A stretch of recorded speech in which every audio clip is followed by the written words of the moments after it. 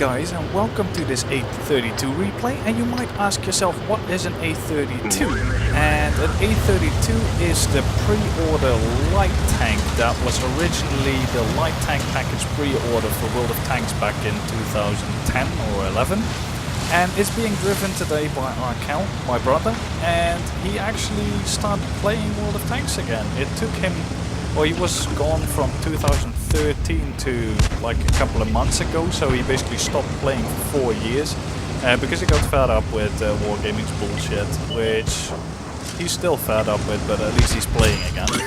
And he is taking the A-32 out for a spin, and the A-32 is basically an improved A-20. It was originally a light tank, or classified as a light tank in the game, but shortly after release it was actually reclassified as medium, but it kept most of its trait actually, but it's not a classical light tank in the higher tier sense. It has quite good gun handling actually, and good mobility. It's got nearly 30 power to weight actually, which is kind of funny, and this thing does go 70 if you're on straight ground, which is also really nice. But the big difference with the A-20 is it has this stubby derp gun, and as you can see, Arkhell has only got HE loaded and some premium AP. The premium AP has got 89mm of penetration, the regular one 66, and the HE 38. But the HE, as you can see, actually does quite well. And unfortunately, there is a replay bug where you do not see the outlines. Arkhell actually does see the outlines when he fires and aims, but we don't see them. This thing has 7 degrees of gun depression, and the gun handling is pretty much the best of all the mediums on the tier, which is funny for a derp gun actually. And yeah, the mobility is quite nice. It's a little bit slow in the turn, but it's much better than all the other tier 4 mediums around. And Arkhell has made short work of 3 tanks so far, and now he's up against an OI and a KV and a Char B1. And here we can't see that he sees the outline, which is a little bit annoying. I hope that Wargaming fixes this bug, because they seem to be introducing as many bugs as they fix each patch for some reason. But as you can see, he's not doing that much damage with the HE shells on these heavy tanks, only 49, 31, 47, that kind of stuff. So in that respect, this gun is a little bit annoying. But as you can see earlier on lightly armored tanks, this 76mm derp gun actually does quite a lot of damage. It's actually quite good for that. And as Arkhell was saying to me in a private conversation, this thing is actually quite good as an anti-Panzer 1C vehicle, because it's basically a T-34 hull. So it's got 35mm of highly sloped armor, and it's actually got preferential matchmaking. It cannot see tanks over tier 5.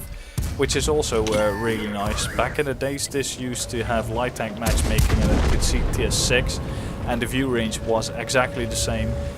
All the stats were exactly the same, but on tier 6 and above, this tank just is not worth a damn. But in tier 4, it's actually quite an enjoyable vehicle, it seems. Unfortunately, I haven't played it myself. Arkhell was over here on a visit a couple of days ago. And I basically only play this Type 62 because that's the only light tank I really still want. And he has a Type 62 as well, and it's glorious. I really love playing that vehicle, so I hope that Wargaming puts it on sale on the Christmas calendar. Arkhell is a little bit careful at the moment because he's at 42 HP, so he's a one-shot for pretty much everyone. And he's just trying to get some shots in. As you can see, the camo of this tank is not really that great either, and that never actually was good either. So imagine playing this tank in a tier 6 match. Must have been very, very painful, but at least now it's sort of slightly better. Arkhell thinks enough of the weight, so he actually goes in and tries to get some shots in here.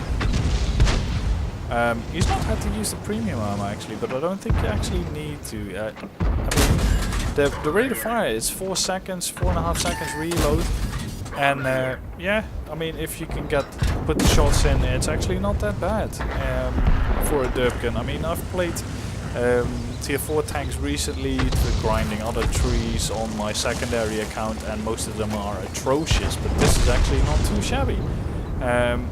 So yeah, there we go. Still 3 kills, but a lot more damage this time. And now it's just a matter of either capping or finding that Hetzer, but Arkhell is saying just hide and cap, because he's not really feeling like going after that Hetzer on his one-shot health. But yeah, I mean, if someone else wants to go find that Hetzer, that's fine as well. And it seems that the ELC is actually inclined to do so. So Arkhell is just setting up a shot here. Gets blocked by the M4, and here his gun depression lets him down. As I said earlier, this tank has got 7 degrees of gun depression, but I don't know if that's everywhere. But 7 degrees is actually not too shabby either. But yeah, now it's just waiting for the Hetzer to get killed or for them to cap.